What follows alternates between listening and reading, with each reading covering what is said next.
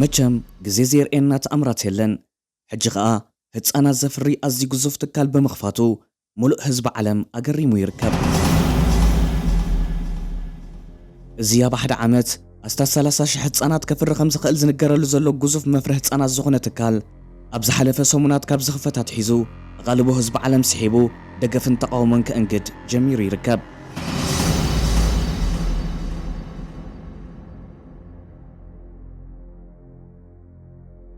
እዚ ትካል ንዝሓለፈ 50 ዓመታት ከካይዶ ዝጸንሐ መጽናዕትታት ከም ዘጻፈፈን ብወግዒ ናብ ናይ ስራሕ መደባቱ ከም ተሰጋገረን ንዓመት ኣስታት 30,000 ህይወት ዘለዎም ህፃናት ምስ ሙሉእ ጥዕና ከፍሪ ከም ዝኾነን እዩ ዝገልጽ። ንሎሚ ብዛዕባ ዝኣድንፃዊ ሓሳባት ማዕቢለ ብምባል ዝተቐልቀለ ትካልን ብኸመይ መንገዲ እዩ ህይወት ዘለዎም ህፃናት ከፍሪ ዝኽእል ንዝብል ሕቶ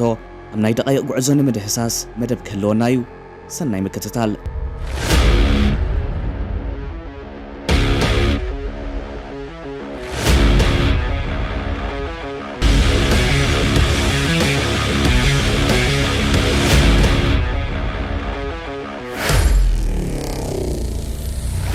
እዚ ንመላእ ህዝቢ ዓለም ዘገርምን ዘዘራርብን ዘሎ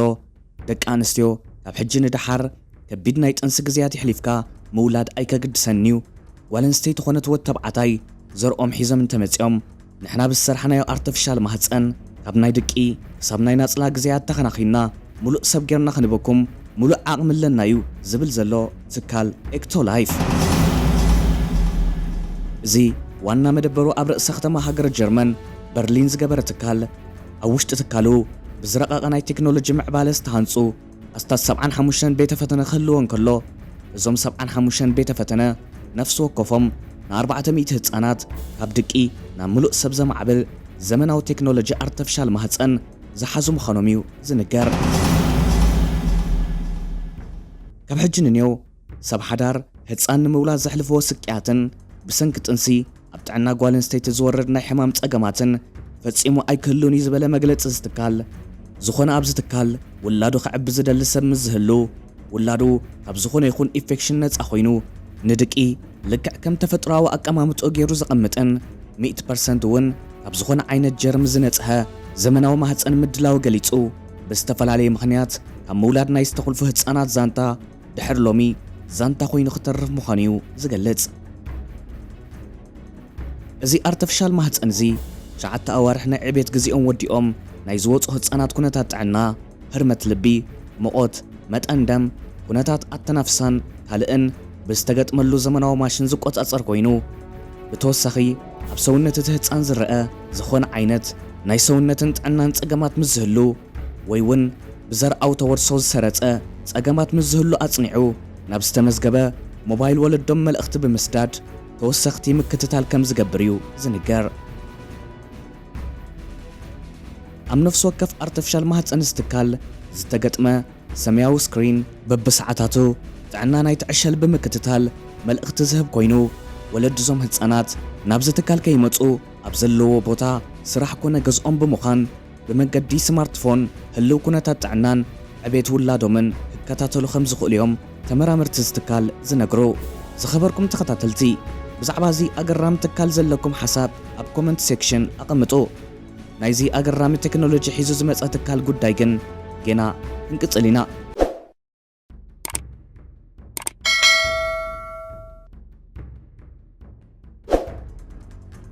ኣብዚ ትካል ኣትዮም ናይ ዕቤት ግዜያቶም ዘይወድኡ ህፃናት ቋንቋ ደኽላመዱ ተፈጥሮ ከም ዝኽእሎም ክግለጽ እንከሎ ብተወሳኺ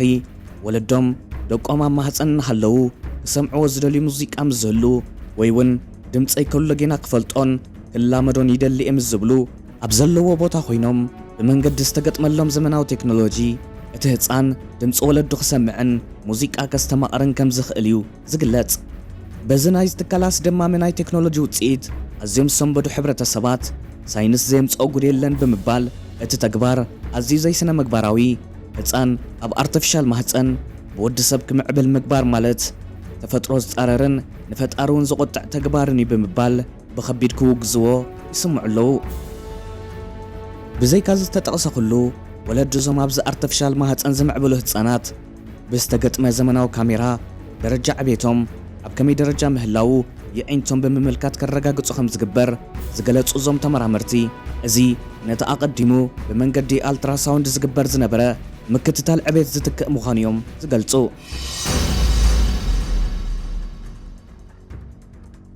ኣብ ዝተፈላለየ ኣጋጣሚ ብመንገዲ ፊልም እንሪኦም ክስተታት ሳይንስ ብዘገርም ኣገባብ ናብ ጋህዲ ክቕይሮምን ገሌና ከም ምዕባለ ክንጥምቶ ገሌና ከዓ ምስ ተፈጥራዊ ክውንነት ዝጻረር ብምባል ክንኩንኖ ምጽናሕና ዝፍለጥ ኮይኑ እዚ ኣርቲፊሻል ማህፀን ኣቐዲሙ ኣብ ተግባር ክውዕል ንጸንሐ ናይ ዘይጠነሰት ጓል ኣንስተይቲ ማህፀን ተኻሪኻ ዘርእኻ ብምቕማጥ ዝግበር ዝነበረ ናይ ምውላድ ኣገባብ ሙሉእ ብምሉእ ፍትክኦ ምዃኑ እዩ ዝንገር። ኣብዚ ኣርቲፊሻል ማህፀን ናይ ዕቤት ግዚኡ ዘሕለፈ ህፃን ወለዱ በዓል በሊሕ ኣእምሮ ብዙሕ ቋንቋታት ዝዛረብ ብሓፂሩ ኣዝዩ ፍሉይ ኮይኑ ንኽውለድ ምስ ዝመርፁ እውን ኣብ ናይ ዕቤት ግዝያቱ ካብቲ ዘመናዊ ቴክኖሎጂ ዝወሃቦ ድጋፍ መሰረት ከም ዝመርፅዎ ኮይኑ ንኽውለድ ዝኽእል ምዃኑ እውን እቲ ካልእ ኣዝዩ ኣገራም ነገር ኮይኑሎ። ነዚ ክውን ንምግባር ዘኽእል ናይ CRISPR/Cas9 ዝተባህለ ናይ ጂን መወሃሃዲ ቴክኖሎጂ ብምጥቃም እቲ ህፃን ወለዱ ብዝደለይዎ መንገዲ ብልሒ ኣእምሮ ሒዙ ክውለድ ዝገብር ስራሕ ብፍሉይ ምስ ፈጣሪ ዝረሓሕቕ ክፉእ ተግባሪ ብምባል ብዙሓት ክቃወምዎን ከለዉ ብኣንጻሩ ብምዕባለ እዚ ቴክኖሎጂ ዝተሓጎሰ ከዓ እዚ ኣብ ግዜ ጥንስን ሕርስን ዘጋጥም ሞትን ሕማምን ጓል ኣንስተይቲ ከምኡውን ብሰሪ ወሊድ ኣብ ሰብነት ጓል ኣንስተይቲ ዝረአ ናይ ቆርበት ምብልሻው ዘወግድ ግሩም ቴክኖሎጂ ብምባል ኣድናቆቶም ይገልጹሉ ኣለዉ።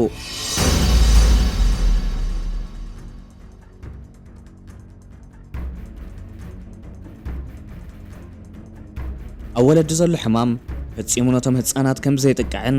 ስግኣት ከም ዘይከውንን ጠቒሶም ነፍሲ ወከፍ ህፃን ዝሓቆፍ ማህፀን ብክልተ ባዮሪያክተር ዝተሃንጸ ኮይኑ ቀዳማይ ባዮሪያክተር ሰብ ብዝሰርሖ ሕምብርቲ ናብቲ ህፃን መግብን ኦክሲጅንን ካብ ምቕባል ሓሊፉ ልክዕ ከምቲ ኣብ ማህፀን ኣዲኡ ዘሎ ህፃን ዝረኽቦ ኣሚኖ ኦክቲክ ፍሉድ ፈሳሲ ዝሓዘ ኮይኑ ምድላዊ ዝግለጽ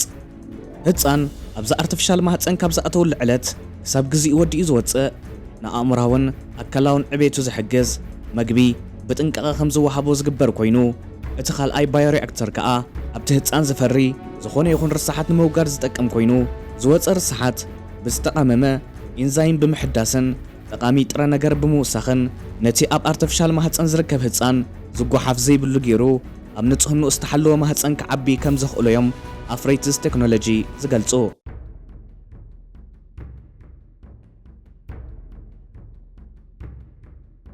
ድሕሪ ዝኹሉ መስርሕ እቲ ህፃን ናይ ዕቤት ግዝያቱ ዛዚሙ 9 ኣዋርሕ ምስ መልአ ካብ ወለዱ ዘድሊ ነገር እንተሎ መሕቆፊ ጨርቂ ሒዝካ ምምፃእ ጥራሕ ምዃኑ ዝሕብር ዝትካል ዝኣኸለ ውላዶም ካብቲ ማሽን ኣውፂኦም ሓቒፎሞ ክኸዱ ከም ዝኽእሉ እዩ ኣብቲ ዘገርም ጸብጻቡ ዝሕብር።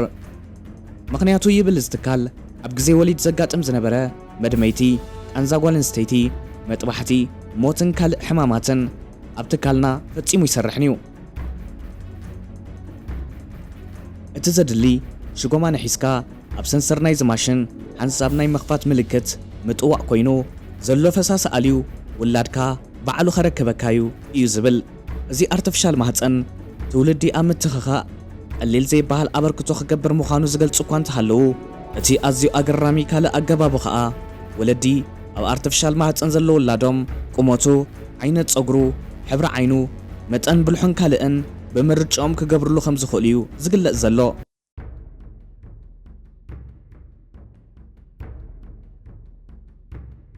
መቸም ሳይንስ ዘየርኤና ነገር የለን። እዚ ኣገራሚ ቴክኖሎጂ ንህዝቢ ዓለም ኣብ ክልተ መቒሉ ዝርከብ ዘሎ ኮይኑ ገለ ንብል ሕመሃስቶ ኣብ ምድናቕ ገለ ከዓ ፈጣሪ ዘይፈትዎ ስራሕ ብምባል ኣብ ምውጋዙ እንካን ሃባን ክበሃሃሉ ገይሩ ዘሎ ጉድ እዩ። ንስኻትኩም ከ ኣብዚ ቴክኖሎጂ ዘሎ ሓሳብኩም እንታይ ይመስል? ምክትታልኩም ኣዝና ነመስግን። ሰላም።